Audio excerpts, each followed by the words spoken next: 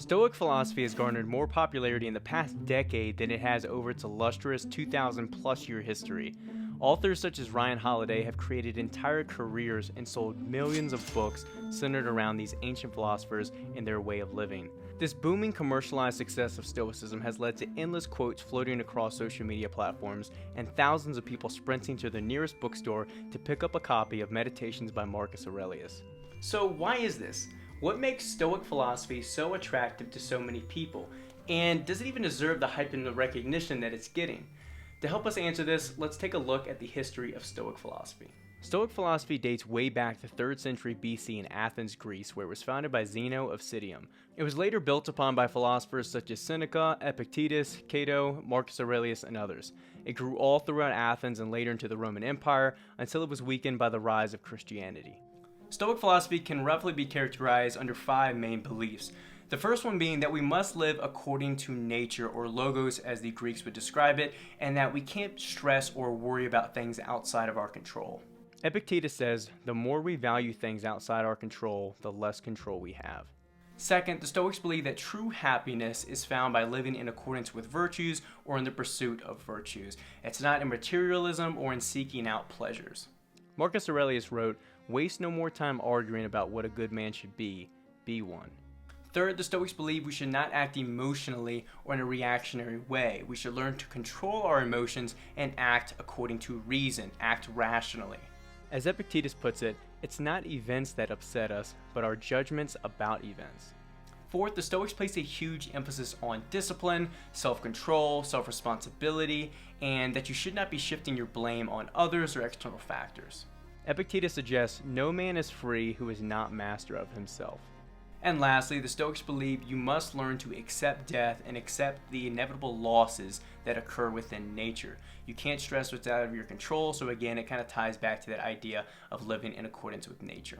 Again, Marcus writes, "I cannot escape death, but at least I can escape the fear of it." With that out of the way, why is this specific philosophy so widely read and quoted across the internet? And to me, it boils down to 2 main reasons. The first one being, it is highly practical. A lot of philosophy is theoretical. It's, it's talking about abstract ideas, it's talking about existence, talking about topics that, to be honest, they don't really apply to most people's daily life. They're just ideas and concepts. And so with Stoicism, it's much more practical and much more centered around the individual.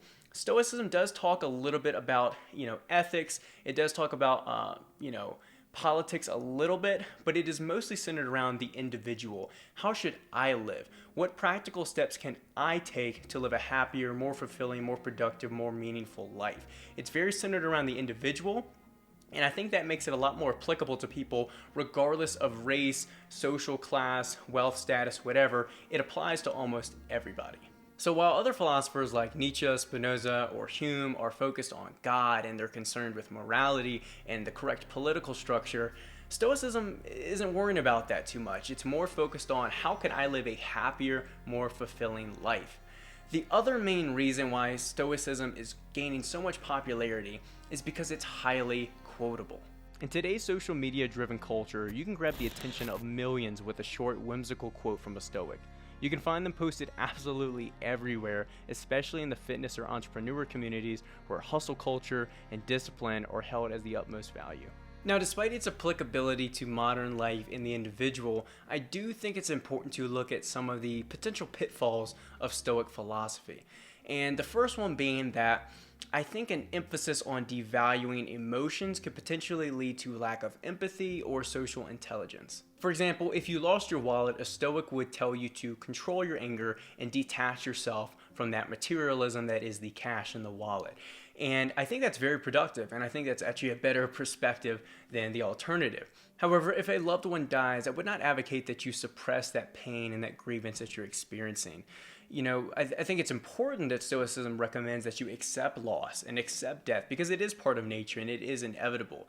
But I think trying to ignore those emotions, ignore those affects that you have, and almost just submit yourself to suffering isn't the most productive way, and I think if Stoicism is misinterpreted, it can be taken in that direction. As David Hume describes in his Inquiry of Human Understanding, from this theory, some philosophers, and the ancient Stoics among the rest, derived the topic of consolation under all afflictions, while they taught their pupils that those ills under which they labored were, in reality, goods to the universe. He goes on to say, but though this topic be specious and sublime, it was soon found in practice weak and ineffectual. You would surely more irritate than appease a man lying under the racking pains of the gout by preaching up to him the rectitude of those general laws.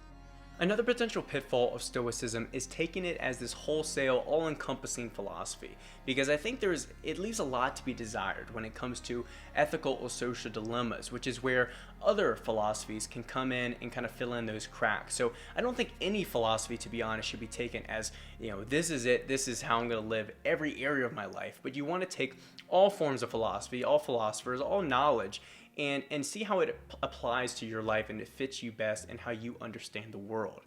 And lastly, I'll note that Stoicism is kind of creating this cult following right now, where if you critique it at all, if you suggest that it isn't perfect, there's just a ton of attacks coming online. And I think that's not a fault of Stoicism, but more a byproduct of its success, but it's still worth noting nonetheless. Now, with all that being said, I am a huge fan of Stoicism. Do not get me wrong. I actually think it's probably the most practical philosophy that exists. It gives relatively simple, valuable, effective advice to everyday people, and you can actually apply those almost immediately to live a more happy, fulfilling life.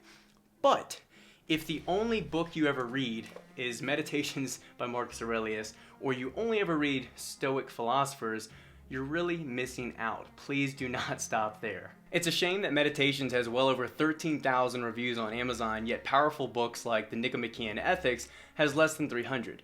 Typically, every time I walk into a Barnes & Noble or really any bookstore, there's rows and rows and rows of just versions of Meditations, which, again, I think overall, the rising popularity of Stoicism is a net gain for people, is a net gain for the philosophical community, because it's getting more people into these ideas and engaging with these different practices. But I think the hope long-term I have is that people reading Meditations and reading these different books and getting into Ryan Holiday, hopefully that leads them to a broader discovery, a broader exploration of philosophical ideas. So that wraps up my thoughts on Stoicism. Let me know, what do you think about this rising popularity and almost this cliche fan club of Meditations and Stoic philosophy? What do you think about it? Comment down below. Make sure you like the video, subscribe for more content like this, and I'll catch you guys in the next one.